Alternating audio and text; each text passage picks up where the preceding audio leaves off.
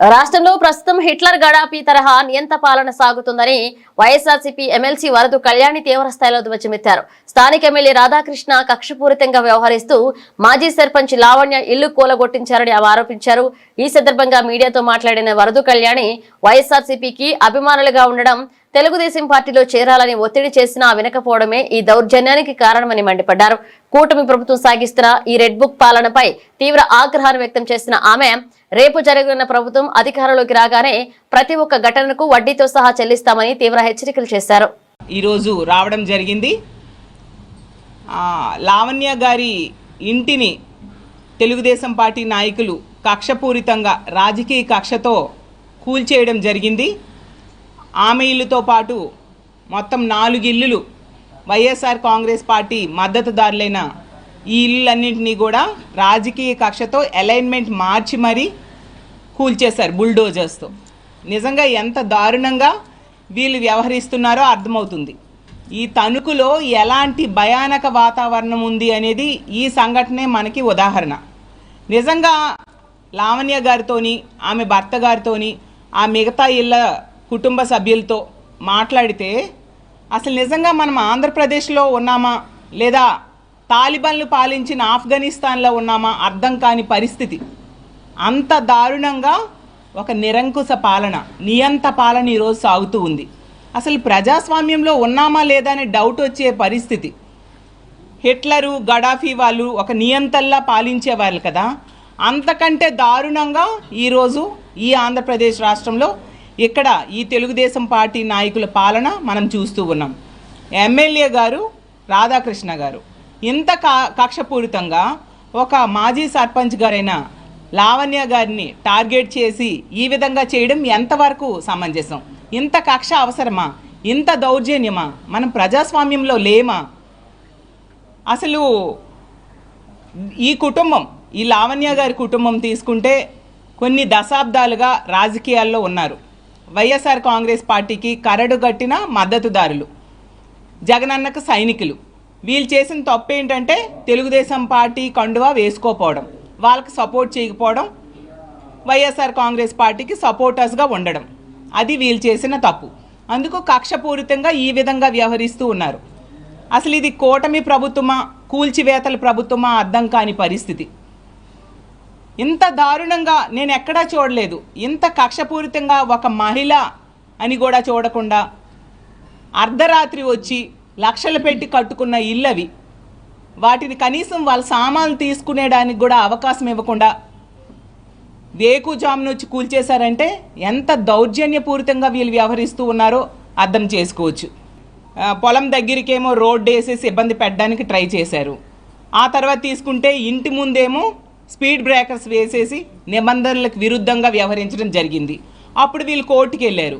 కోర్టుకి వెళ్ళి స్టే తెచ్చుకున్నారు. అప్పుడు కక్ష మరింత పెరిగి రోడ్డు అలైన్మెంట్ మార్చేసి రోడ్డు విస్తరణ అని చెప్పేసి ఇల్లు కూల్చేయడానికి వీళ్ళు ప్లాన్ చేశారు. అందుకని మళ్ళీ వీళ్ళు కోర్టుకు వెళ్ళడం జరిగింది. కోర్టు స్టే ఇస్తుంది అని తెలిసి అర్ధరాత్రి వచ్చేసి వేకుజామున వచ్చి ఆ బుల్డోజర్స్తో 4 ప్రొక్లైనర్స్తో వచ్చి 4 ఇల్లులు కూల్చేయడం జరిగింది. రెవెన్యూ అధికారులు, పంచాయతీరాజ్ అధికారులు, R&B అధికారులు వచ్చి 4 ఇల్లు కూల్చడానికి వీళ్ళు 300 పైగా పోలీసులు మోహరించారు. అసలు ఇదేంటిది?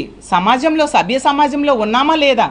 ప్రజలు ఓట్లేస్తే కదా మీరు గెలిచారు. ఆ విషయం మీరు మర్చిపోతే ఎలా? ఇంత నిరంకుశత్వంగా మీరు పరిపాలించడం సమంజసమా అని నేను అడుగుతూ ఉన్నాను. ప్రజలు ఇలాంటివి జరుగుతూ ఉంటే చూస్తూ ఊరుకుంటారా? అంటే ప్రశ్నించే వాళ్ళ గొంతు నొక్కడమే మీ పనా? అపోజిషన్ పార్టీ నాయకుల్ని ఇలా అక్రమంగా కూల్చేయడం ఇల్లులు వాళ్ళు 50 సంవత్సరాలుగా ఆ ఇల్లు కట్టి అందులో నివాసం ఉంటూ ఉన్నారు. ఇంకా విచిత్రమైన విషయం ఏంటంటే ఆ రోడ్డు మంజూరు చేయించిందే లావణ్య గారు సర్పంచ్గా ఉన్న టైంలో వైఎస్ఆర్సీపీ గవర్నమెంట్లో. ఆవిడే మంజూరు చేసిన రోడ్డు అది.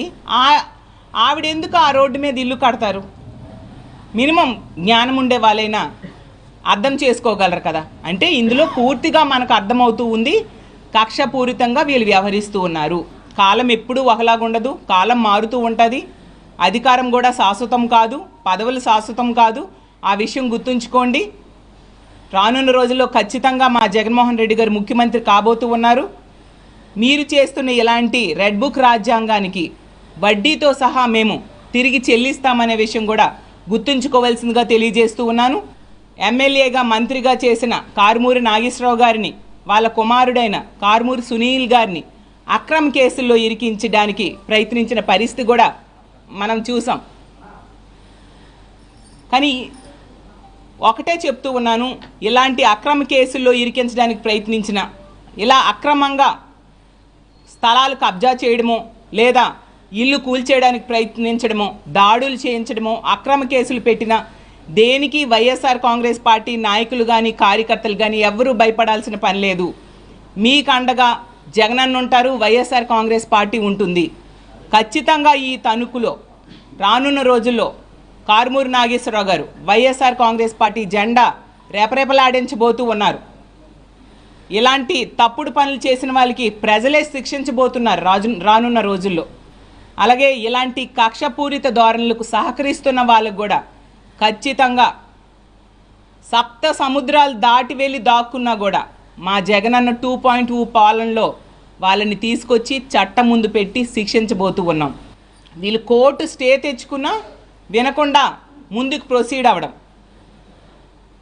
ఆ స్పీడ్ బ్రేకర్స్ విషయంలో కంటెంప్ట్ ఆఫ్ కోర్టు కింద మళ్ళీ కోర్టు చేవాట్లు వేస్తే అప్పుడు ఆ స్పీడ్ బ్రేకర్స్ తొలగించారంట.